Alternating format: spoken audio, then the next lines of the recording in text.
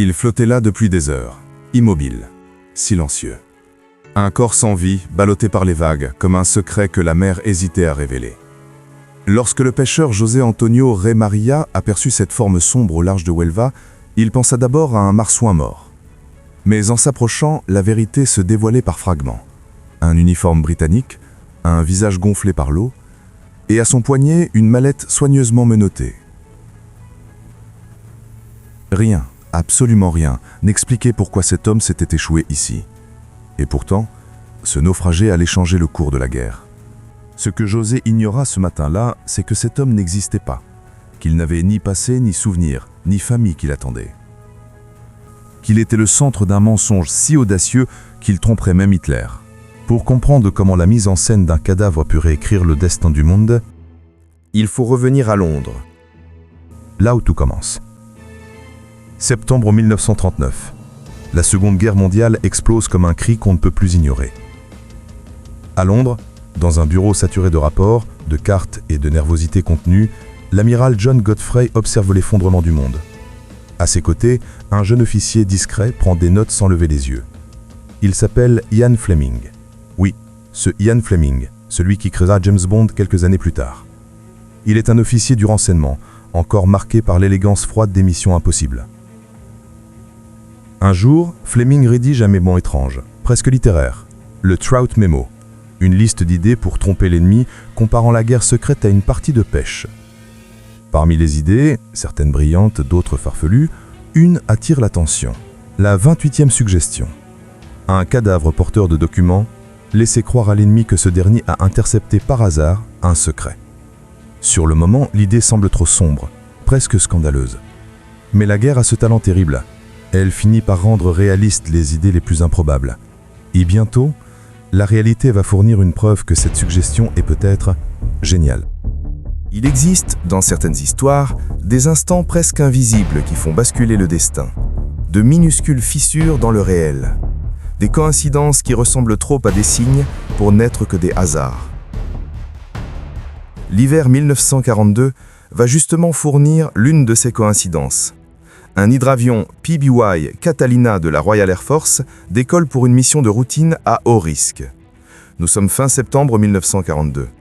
Sa destination ? Gibraltar, un verrou stratégique de la Méditerranée obsédé par les espions et la désinformation. À bord, une dizaine d'hommes. Parmi eux se trouve le lieutenant-payeur James H. Haddon Turner. Ce n'est ni un général, ni un héros de combat, mais sa mission est cruciale. Il transporte une lettre officielle scellée destinée au gouverneur britannique de Gibraltar. Cette lettre contient des informations sensibles liées aux préparatifs militaires alliés en Afrique du Nord. Pendant le vol, au-dessus de l'Atlantique, l'avion est pris dans une violente tempête. Les vents sont incontrôlables. La visibilité s'effondre. Le pilote lutte pour maintenir l'appareil à flot. Mais le Catalina, lourd et vulnérable, perd progressivement d'altitude. Quelques instants plus tard, il s'écrase en mer. L'hydravion disparaît dans les vagues. Aucun message de détresse exploitable. Aucun témoin. Dans les heures qui suivent, l'équipage est porté disparu. Quelques jours plus tard, la mer rejette un corps sur la côte espagnole, près de Cadix. C'est celui de James H. Haddon Turner. Dans l'une de ses poches, la fameuse lettre scellée. À Londres, l'inquiétude est immédiate. L'Espagne est officiellement neutre, mais truffée d'espions allemands. Si cette lettre a été ouverte, si son contenu a été lu, alors les Allemands connaissent déjà les intentions alliées. Lorsque les Britanniques récupèrent finalement le courrier, ils font une découverte troublante. L'enveloppe a bien été ouverte, mais tout indique que cela est dû à l'eau de mer, pas à une manipulation humaine. Soulagement, partiel, car un doute subsiste. Et si un jour un document similaire tombait entre de mauvaises mains, volontairement? Cet accident, sans le savoir, vient de donner naissance à une idée dangereuse, mais terriblement efficace. Et une autre affaire va secouer Londres et confirmer cette idée. Le corps de l'officier J.D. Marcel, lui aussi échoué, lui aussi porteur d'un message stratégique, avait permis aux Allemands d'intercepter un document réellement authentique. Et pourtant, les Allemands n'y ont pas cru. Ils ont pensé que c'était un mensonge, une ruse, une manipulation. Le cerveau humain déteste être trompé. Alors parfois, il refuse la vérité simplement parce qu'elle ressemble trop à la vérité. Et ce jour-là, les Britanniques comprennent quelque chose de brutal. Les Allemands peuvent être trompés, même par la vérité. Alors peut-être aussi par un mensonge parfaitement construit. Les deux accidents, celui de Turner et celui de Marcel, créent un alignement. Des faits éparpillés qui soudain s'emboîtent, comme si une main invisible les poussait. Un constat s'impose dans les bureaux de Whitehall. Un cadavre peut transporter des secrets, et un ennemi pourrait mal les interpréter.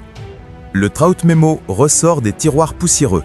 La 28e suggestion, celle du cadavre porteur de dépêche, ne ressemble plus à une fantaisie littéraire née dans l'esprit de Ian Fleming. Elle devient une piste, une porte entr'ouverte. Et si ce n'était pas un hasard, et si l'histoire n'était qu'une succession de mensonges qu'on choisit d'avaler? L'idée, jadis absurde, respire désormais. Elle palpite, elle attire.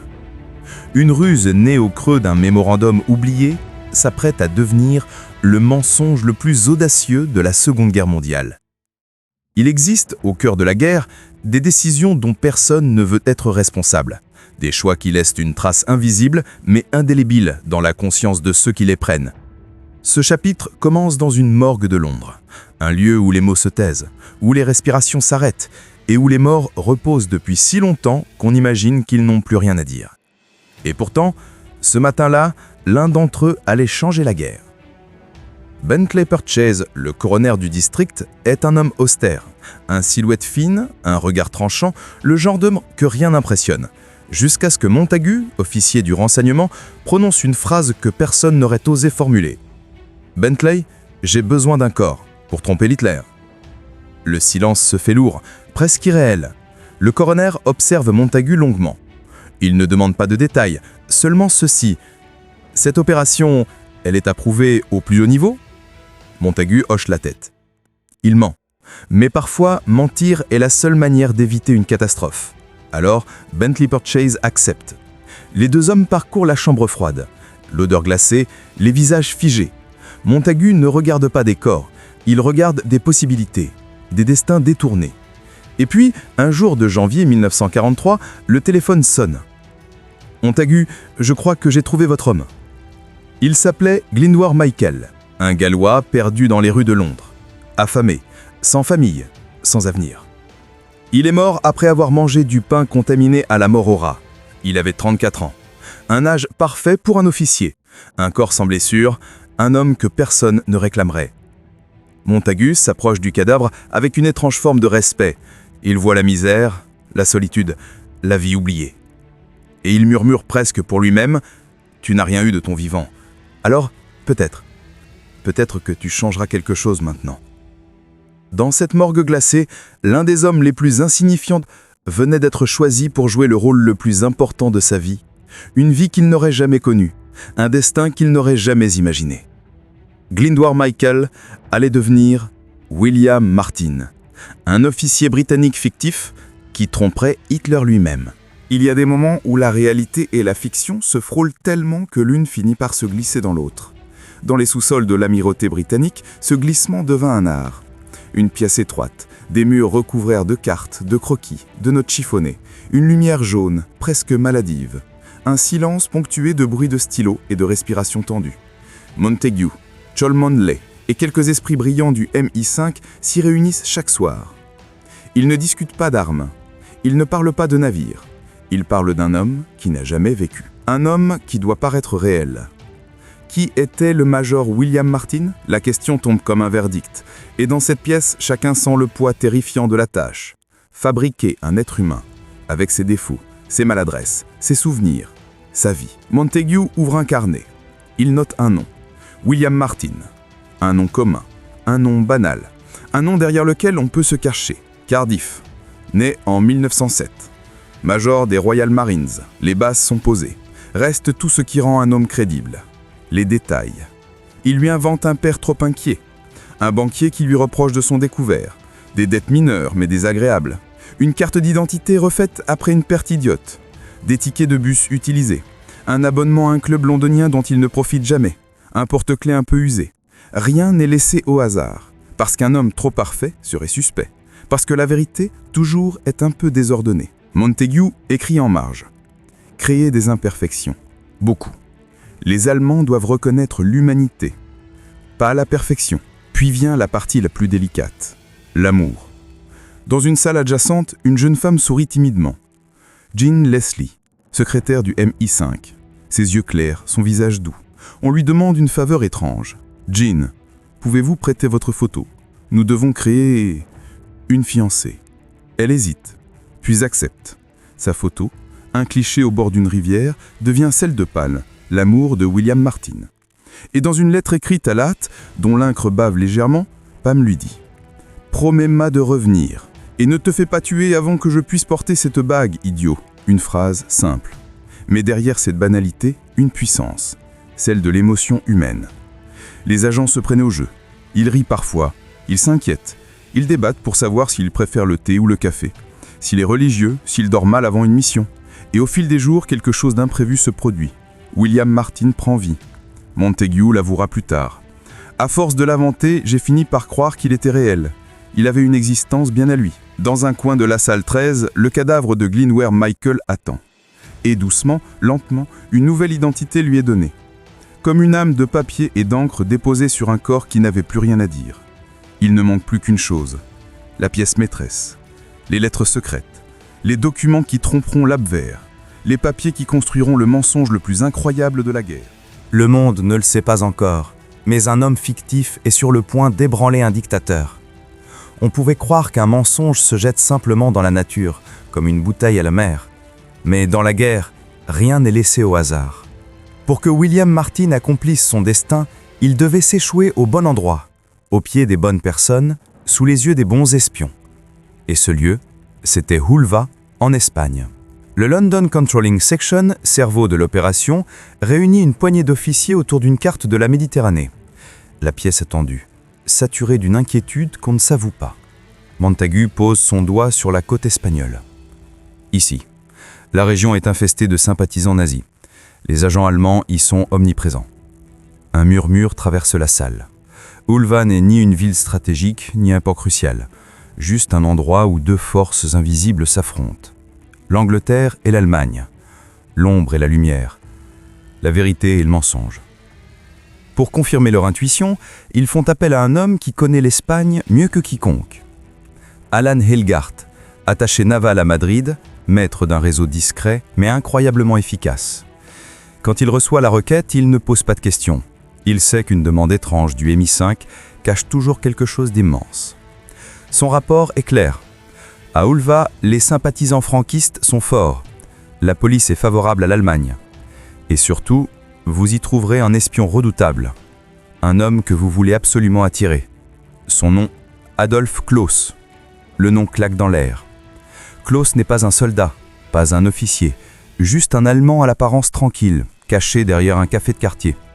Mais chaque mot, chaque murmure, chaque rumeur de la région remonte jusqu'à lui.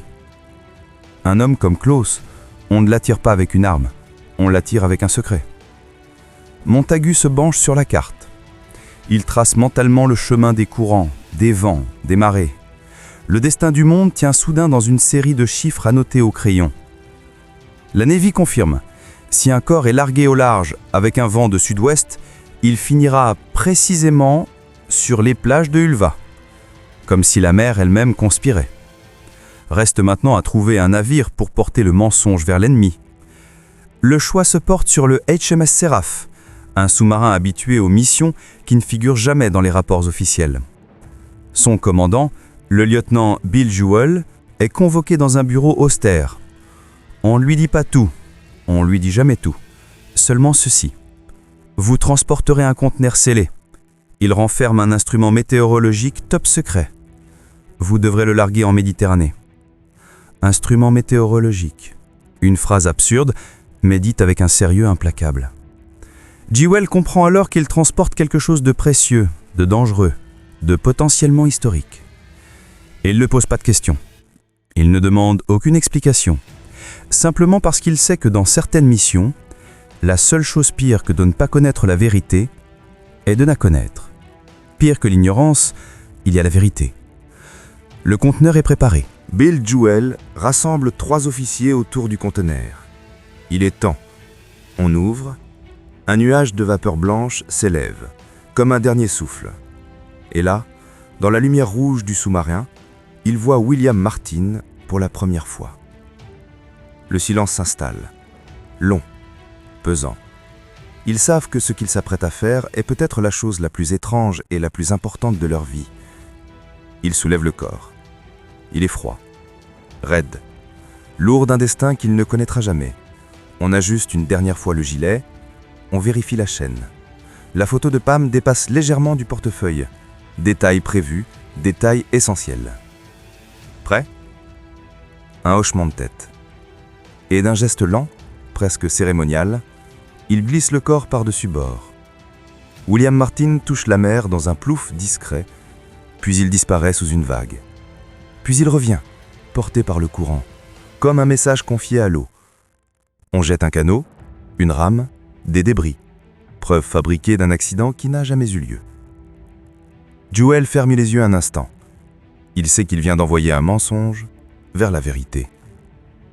Le séraph replonge dans les profondeurs et seul, là-haut, porté par la mer Noire, William Martin glisse lentement vers la côte, vers où elle va, vers l'ennemi, vers l'histoire.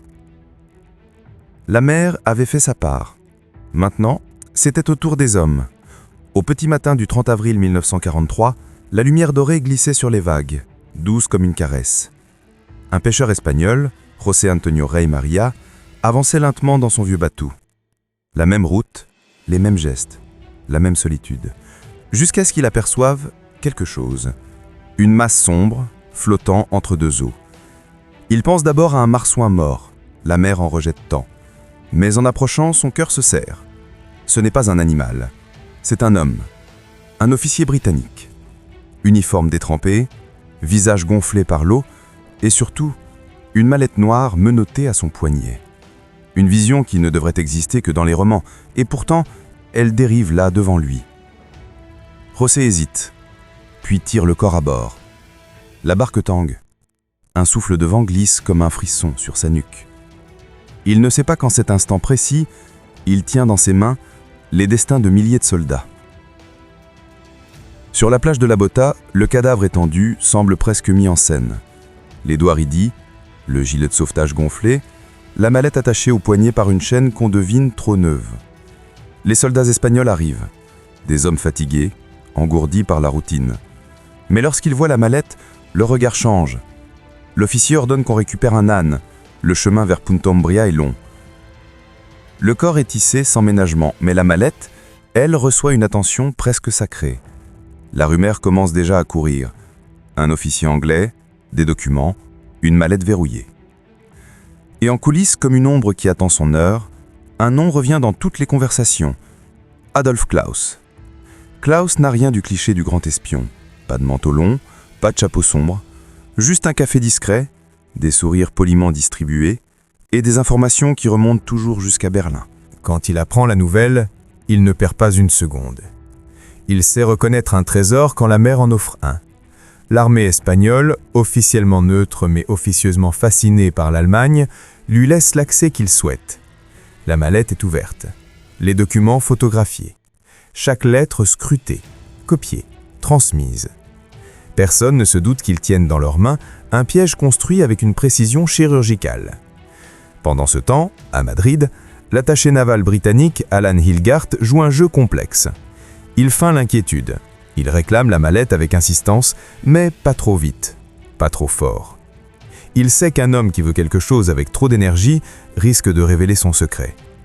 Alors il joue l'indifférence mesurée, comme un maître d'échecs avançant une pièce sans regarder l'adversaire. Finalement, la mallette revient aux mains britanniques. Montagu et son équipe l'examinent avec une précision presque douloureuse. Ils découvrent des micro-fissures sur les sceaux, des plis minuscules sur le papier, des marqueurs subtils qui ne trompent personne. Les Allemands ont tout lu, exactement comme prévu. Montagu ferme les yeux. Il le sait maintenant. Le mensonge flotte dans les veines de l'ennemi. Il coule déjà vers Berlin, vers Hitler.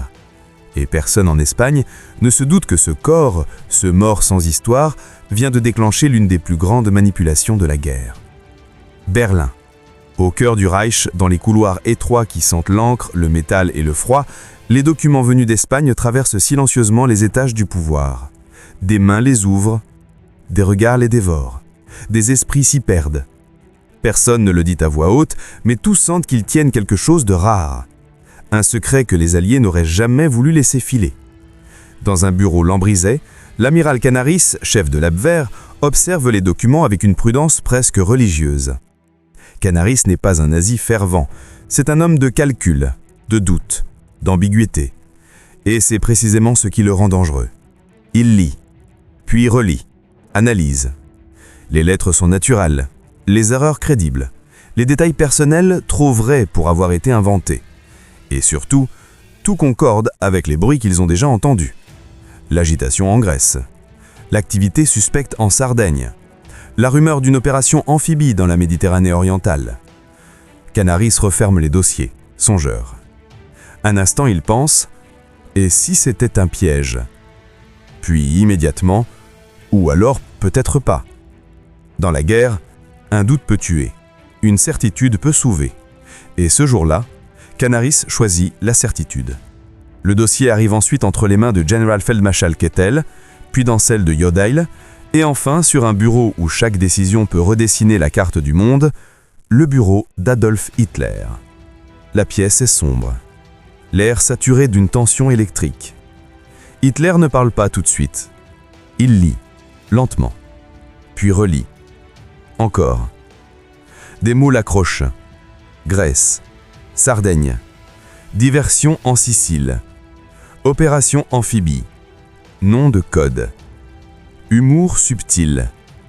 Il se lève brusquement, prend une marche nerveuse, ses doigts tremblent légèrement, signe d'excitation, de certitude, d'un instinct qu'il croit infaillible. Ce qu'il voit dans ces lettres, ce n'est pas un mensonge, c'est la confirmation de sa plus grande peur. Une attaque alliée par les Balkans, les portes de la Roumanie menacées, et avec elle, le pétrole vital de la Wehrmacht. Hitler repose les documents avec lenteur, puis prononce une phrase qui scelle le destin de la Méditerranée. Ils frapperont en Grèce, pas en Sicile. La Sicile n'est qu'un leurre. Une certitude énoncée avec la violence d'un verdict. Les ordres partent comme des rafales. Les divisions sont déplacées, les renforts envoyés vers l'Est, les chars repositionnés. La Sicile, vidée de ses défenses les plus cruciales. Tout cela à cause d'un homme qui n'a jamais existé.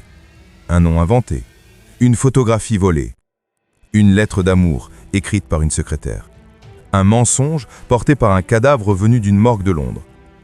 À Londres, les décryptages ultra captent soudain des messages étranges. Les mouvements de division ne correspondent plus aux analyses, mais aux plans. Montagu reste un long moment immobile, fixant les lignes de texte qui clignotent sur les téléimprimeurs. Puis, dans un souffle presque imperceptible, il murmure « Ils y ont cru ». Il sait, il comprend. Le piège vient de se refermer. Et quelque part dans un cimetière improvisé d'Andalousie, un nom gravé sur une pierre prend une signification nouvelle. Major William Martin, Royal Marines. Un fantôme qui a trompé un dictateur. La nuit du 9 juillet 1943 ressemble à toutes les nuits d'été en Méditerranée. Mais ce soir-là, quelque chose d'immense se joue dans le silence. Des milliers d'hommes serrés dans des barges attendent un signal. Beaucoup tremblent, certains prient. D'autres fixent l'horizon pour ne pas penser à ce qui va suivre. Ils ne le savent pas encore. Mais une partie de leur survie repose sur un homme qui n'a jamais existé. Le vent souffle doucement sur les plages de Sicile. Au loin, les premières vagues d'assaut apparaissent, sombres, serrées, déterminées. Les Allemands, eux, ne sont pas prêts.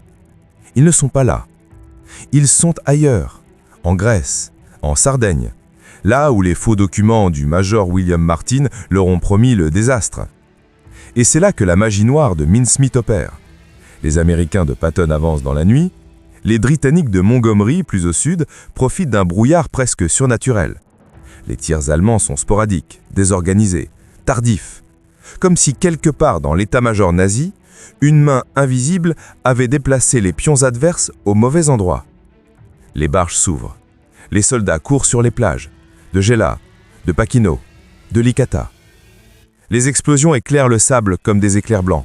Le bruit est infernal, mais Mais ce n'est pas un carnage. Une histoire à laquelle Hitler a voulu croire, parce qu'elle confirmait ses propres peurs. À Londres, dans une salle basse, aux murs couverts de cartes, quelques hommes retiennent leur souffle. Montagu et Cholmondeley ont devant eux les rapports ultra qui défilent, ligne après ligne. Les messages interceptés de la Wehrmacht sont limpides. Des forces redéployées vers la Grèce, renforts envoyés en Sardaigne.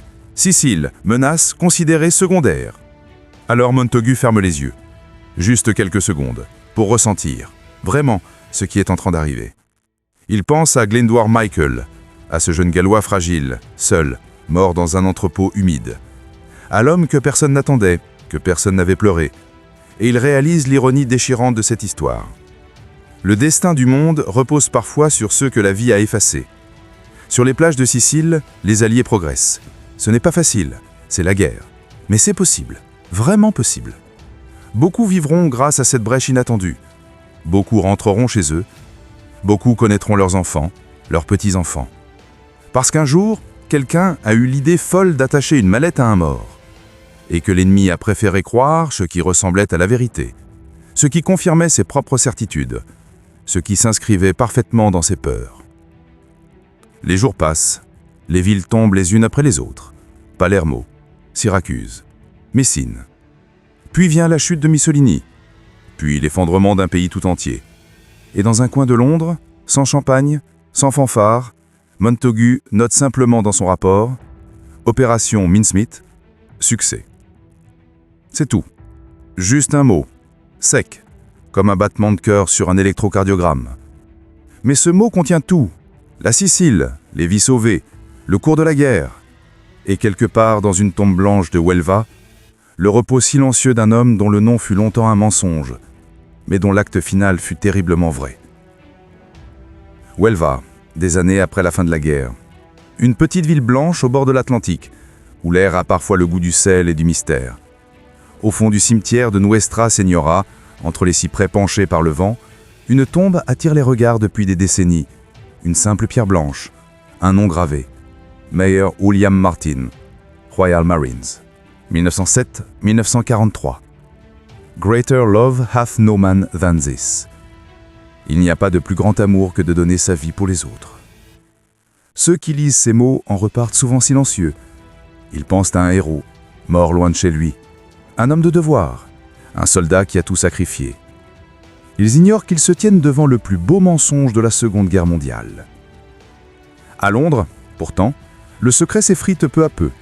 La guerre est finie, les armées sont rentrées, les rues reprennent des couleurs, et quelque chose dans l'air dit qu'il est temps d'éclairer certaines zones ombres.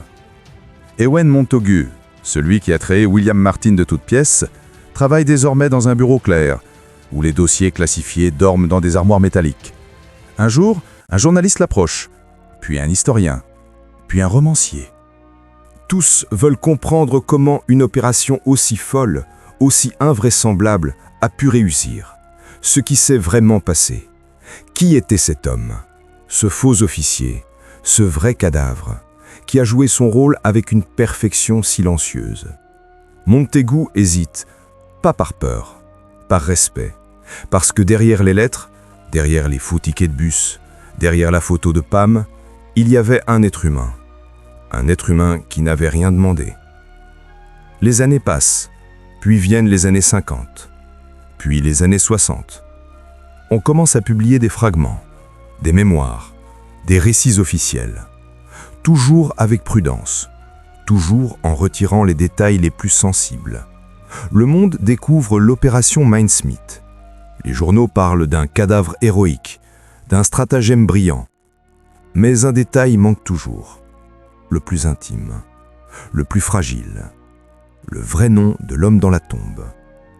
Ce n'est que bien plus tard, presque un demi-siècle après les faits, que des chercheurs croisent les archives de Saint-Pancras, les registres de décès, les papiers du coroner Purchase.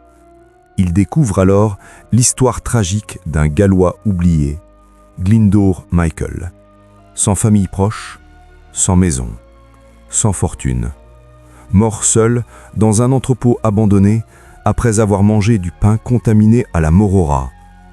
Un homme effacé par la vie, mais immortalisé par le mensonge qu'on avait bâti autour de lui. un soldat imaginaire devenu l'ombre qui avait sauvé des milliers de vies réelles. Le soleil d'Espagne frappe la pierre blanche du cimetière de Huelva. Une poignée de personnes se rassemblent. Des officiers britanniques, des historiens, des représentants de la ville. On pose une plaque additionnelle sous l'inscription Major William Martin. Elle dit simplement « Glyndŵr Michael », le corps utilisé pour l'opération Mincemeat. Et pendant un instant, un silence absolu enveloppe la tombe. Comme si le monde lui-même retenait son souffle, parce que dans ce silence, une vérité éclate. Cet homme, qui n'avait presque rien, cet homme dont personne n'avait voulu, a contribué à changer le destin de millions de personnes. Un simple mort qui a trompé des espions, déplacé des armées entières, influencé une guerre. Et c'est là que la question revient. La plus délicate, la plus humaine. Dans une guerre totale, jusqu'où peut-on aller pour sauver des vivants?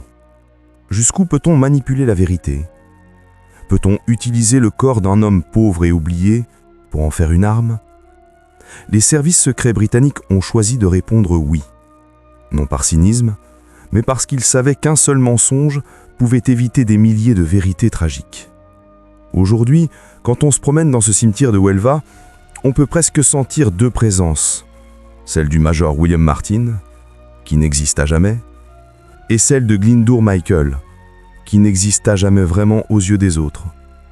Et entre les deux, une histoire si bien conçue que même la mort n'a pas pu la défaire.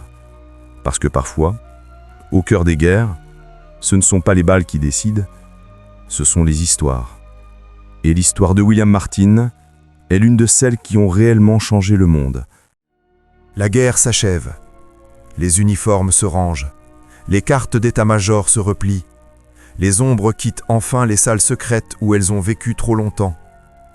Mais certaines histoires refusent de mourir. Parmi elles, celle d'un homme qui n'a jamais existé, et d'un autre que le monde n'avait jamais vraiment vu. La vérité, c'est que l'opération Mincemeat n'était pas seulement un chef-d'œuvre de stratégie, c'était un miroir tendu à l'humanité. Un miroir qui révélait nos zones d'ombre, nos vertiges, nos contradictions. D'un côté, un mensonge parfait, un mensonge si crédible qu'il a déplacé des armées, fait vaciller des certitudes, trompé un dictateur. De l'autre, une vie minuscule, presque effacée. Celle de Glyndŵr Michael, mort seul, affamé, abandonné. Un homme qui n'avait plus rien et qui est devenu, malgré lui, la clé d'une opération qui a sauvé des milliers de soldats. Le paradoxe est là. Les vivants ont survécu grâce à un mort qui avait cessé d'exister aux yeux du monde. C'est ici que surgit la question que personne ne veut vraiment affronter. Quand la survie d'un monde entier est en jeu, jusqu'où peut-on manipuler le réel? Jusqu'où peut-on tordre la morale pour protéger l'avenir? Les services britanniques ont fait leur choix. Ils ont fabriqué une histoire si humaine qu'elle en est devenue indiscutable. Une histoire renforcée par un biais cognitif implacable, le biais de vraisemblance. C'est lui qui nous fait croire qu'un détail intime est forcément authentique. Une lettre d'amour, un ticket de bus, une photo en noir et blanc. Des miettes de vie qui semblaient vraies et qui ont suffi à tromper l'un des services de renseignement les plus paranoïaques du monde. Mais derrière ce triomphe reste une autre vérité. Nous avons tous une tendance inconsciente à ignorer ceux qui sont en marge, les pauvres, les oubliés, ceux qui n'ont pas voix au chapitre. Glyndŵr Michael était l'un d'eux, invisible vivant, indispensable mort. Il n'a jamais porté l'uniforme, jamais combattu. Jamais aimé une femme nommée Pam, et jamais serré une mallette pleine de faux secrets. Mais il occupe désormais une place unique dans l'histoire. La place de celui dont le dernier souffle n'a pas été un accident, mais une arme. Quand on regarde sa tombe aujourd'hui, à Huelva, on comprend soudain une vérité simple. Ce sont parfois les vies les plus insignifiantes qui changent le monde de la manière la plus spectaculaire. Parce que dans les moments les plus sombres, le destin n'a pas besoin d'un héros. Il a juste besoin d'une histoire capable d'être crue. Et parfois, Cette histoire naît d'un homme que tout le monde avait oublié.